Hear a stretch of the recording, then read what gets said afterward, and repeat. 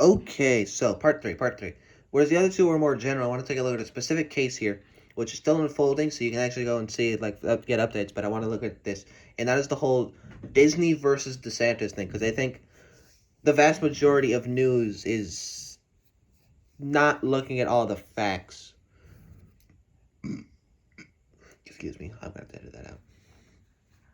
Okay, so let's start let's get some background info, some context. Okay, so Disneyland. Okay, so Disney. They in the mid 50s, I think it was 1955. Disneyland opens. They make Disneyland, and basically, with the next couple of years, stuff happens in the surrounding area, and basically that's a consequence of all these things happening. Basically, Walt Disney doesn't like all the restraints that he's having to put on Disneyland, so he wants to start again. Basically, he decides I'm gonna do it in Florida because there's a lot of land out there, and so he buys a whole bunch of land and he goes to the government of Florida with basically a plan. He's like, I want to make a city, like a full on city with like schools and government and the lawyers and bankers and dentist offices and doctors and the hospitals and the whole friggin' shebang. You want to make a whole city. And basically, like, okay, so we're gonna make a new self-governing district called the Reedy Creek Improvement District. That's what it was called. That's what it became. And so that was the plan. Inside of this improvement district, Walt Disney was going to make a city, an entirely like just the whole friggin' city with a Disney theme park inside of it. That was the plan. And then Walt Disney went and died of lung cancer. Yeah, the smoking will do that to you, kid. Don't smoke. And so what happened was his brother and his company were like, "Hey, yo, we've got these plans here, and well then." And so what they did was they made Walt Disney World, which is a theme park the size of San Francisco. And they had all of this power that nobody else had. All like they controlled the roads, they controlled the public service, the utilities, the friggin' fire department, the police officers. Everything in the Rainy Creek Improvement District was basically under control of Disney. Like they had insane amounts of power. There was literally a thing in there that said they could, and no joke, I shit you not, they could build an airport, a sports stadium, and a goddamn nuclear power plant. Okay, think about this. Friggin' Mickey Mouse could own nuclear power plants down in Florida. That's how much power they had. That's what they could do. And then fast forward to last year, 2022. The duly let's keep this in mind. The freely elected the duly elected freely elected government of Florida passed a bill called the Parental Rights and Education Bill, which got spread around the internet as the Don't Say Gay Bill, which basically the bill says, I actually went and read it. It's about 7 pages long. I went and read it, and it basically just said you can't teach sex or anything related to sex or sexuality to kids under fourth grade without what you can't do it. You just no, you can't do it. And so everyone was getting really mad at them, and then everyone was like, Disney's like the biggest business down in Florida. What are they gonna say? And they're like, and Disney CEO Bob Chapek at the time was like, we're not gonna do anything. We're just gonna. It's not the role of a business such as ours to get to meddle with these kinds of things. And then the Disney employees, which turns out most of these Disney employees were in California, got really mad. And so Disney retracted that statement. Was like, we're gonna use all of our power to get that bill rescinded. Let's keep this in mind that a corporation just said they're going to start fucking around with the elected government of Florida, who were again elected by the people. And as a result of this, the governor, Ron DeSantis, was like, "Hey, yo, what?" Which I'm not gonna lie. I do not like Governor DeSantis, but from an objective standpoint, let's look at this from his direction. He signed a bill. He was elected by the people. He signed a bill, which is his right to do as governor of Florida. And then this corporation, no matter how big it is, just said, we're going to start shifting money around and trying to get that to, start start effing around with the government. I mean, what are you going to do? And so he's like, okay, fine. So we're going to take away all your special privileges. And they basically signed a bill, which came into effect a couple months ago, which basically meant that all of the improvement districts out of Florida, the biggest of which was the Reeder Creek Improvement District, were now null and void. They didn't exist. And so basically the old board was now signed away to a new board so that the citizens there didn't have to pay taxes, because there was actually a lot of people living down there. And so they didn't have to pay taxes, and it was now under government control. All that was now, it used to be basically owned by Disney, was now owned by the Florida government, and it restricted a lot of them. I think Disney had to pay now owes like $1 billion in taxes. But what they did, and here's where the shady stuff comes in, the stuff that is probably downright illegal, even though I'm not a lawyer, but probably should have asked a lawyer. I know a couple of lawyers, probably should have asked them. And so basically what they did is they had their own, so basically Disney had their own lawyer. Okay, their own lawyer write up this new clause. This whole new clause, and then he literally forced the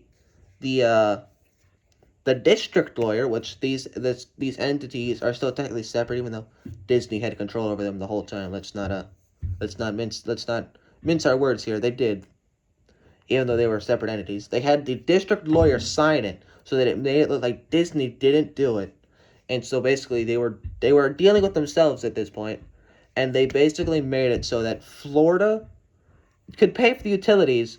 But if they wanted to do basically anything other than pave roads, they had to get agreements from the largest realtors of the district, which were Disney. And they they couldn't use any of their properties or whatever, but to avoid the law of perpetuity, they literally put in, and this is like those old like rock and roll musicians where they would put like clauses in of their contract, where like literally like the best example of this was Van Halen. Was like whenever they went to a stadium, they're like, you can't serve us brown M&Ms. That was literally in the contract. This is literally like one of that where like is like this law is this is literally on there. The law is in effect until 20 years after the last currently living descendant of King Charles III dies. I'm not making that up. That is actually signed in there. And so after dealing with themselves, which is illegal, like literally illegal, breaking the law, Florida then responds with then going above that, basically making a new board above the board above the board, so that they can then do what they are legally, should be allowed to do from a legal standpoint. And literally the day they did that, the day they made the new board so they could actually do their frickin' job, Disney decides to sue them. And then after that, Ron DeSantis decided to sue them. Oh, wait, no, sorry, not Ron DeSantis. The governor didn't sue them, but the board did. The board sued Disney. Disney sued the board sued Disney.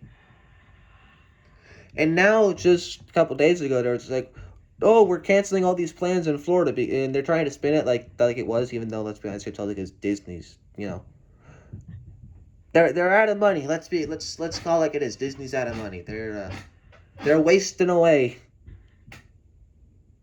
And so basically what we have here is two giants. You have the government and the biggest entertainment company on the planet going head to head because they signed a law, which agree or disagree with it, they are allowed to do.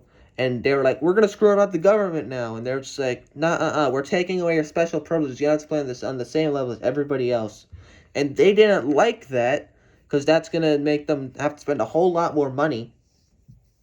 And so now we've got Disney who won't back down because reasons, I guess. Even though if they had backed down and just taken it like it was, they probably could have gotten away with it with a lot less money, or well, a lot more money. Sorry. And then we've got the governor Ron DeSantis who can't back down because he's trying to run for president. And if he backs down to Disney, it's like, what are you gonna do with other countries like China, dude? So he can't back down to Disney.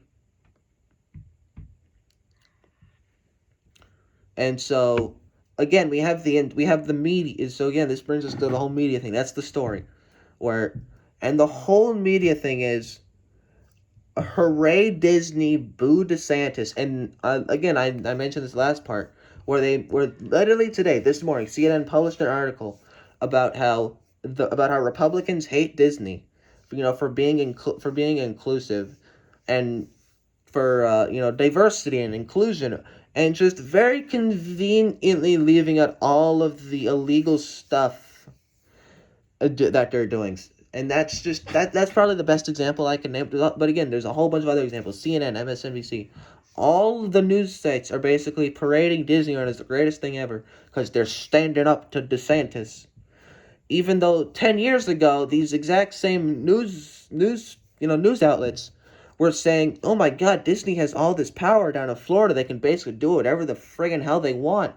I mean, no corporation should have this much power. I mean, they have their own city down there essentially. This is horrible. And now it's like, yeah, stick it to the Santos. Go Disney. Even though I'm gonna put money on this. If the roles were reversed, and it was, I don't know. Let's say, I don't know. I don't know. Let's say a democratic in a democratic state in a Republican owned corporation. They're like, yeah, hooray for the government, And again, blatant hypocrisy there. So I'm just saying, let's